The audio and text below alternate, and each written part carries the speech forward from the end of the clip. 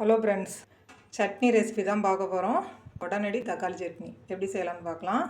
இதுக்கு ஒரு 350 கிராம் தக்காளி இது மாதிரி அடிப்பகுதியெல்லாம் வெட்டிட்டு நல்லா கட் பண்ணி வச்சுருக்கேன். அதை மிக்ஸி ஜாரில் சேர்த்துக்கிட்டேன். ஒரு பூண்டு உடச்சி இது மாதிரி வாஷ் பண்ணி வச்சுருக்கேன், அதையும் சேர்த்துக்கிறேன். தக்காளிலே புளிப்பு சுவை இருக்கும், அதனால் கொஞ்சமாக மட்டும் புளி சேர்த்துக்கோங்க. உப்பு கொஞ்சமாக சேர்த்துக்கலாம். 1.5 ஸ்பூன் அளவு தனி மிளகாத்தூள் சேர்த்துக்கோங்க காரத்துக்கு. இதை வந்து நம்ம மிக்சியில் நல்லா பல்ஸ் பண்ணி ரொம்ப நைஸாக இல்லாமல் லைட்டாக கொரகொரப்பாக அரைச்சி எடுத்துக்கலாம்.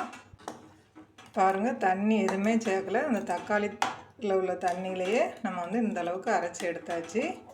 இப்போ இதை வந்து தாளித்து நல்லா எண்ணெய் பிரிகிற அளவுக்கு நம்ம வந்து கிரேவியாக எடுத்துக்கலாம். ஆயில் கொஞ்சம் தாராளமாக சேர்த்துக்கலாம்.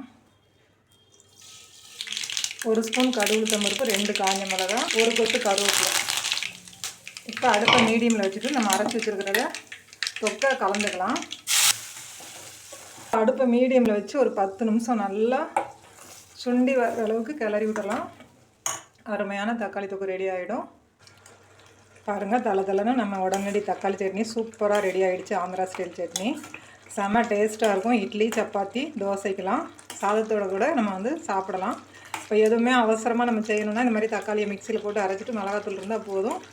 அவசரத்துக்கு செஞ்சிடலாம், நல்லா ருசியாக இருக்கும். உங்களுக்கு வேணும்னா லைட்டாக வெல்லம் சேர்த்துக்கோங்க.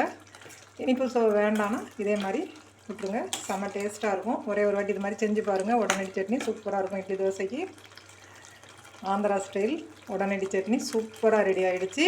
நீங்களும் செய்து பார்த்துட்டு எப்படி இருக்குன்னு கமெண்ட் பண்ணி உங்கள் ஃப்ரெண்ட்ஸோட ஷேர் பண்ணி நம்ம வீடியோவுக்கு லைக் பண்ணி சப்ஸ்கிரைப் பண்ணிக்கோங்க. அடுத்த ஒரு வீடியோவை சந்திப்போம். நன்றி.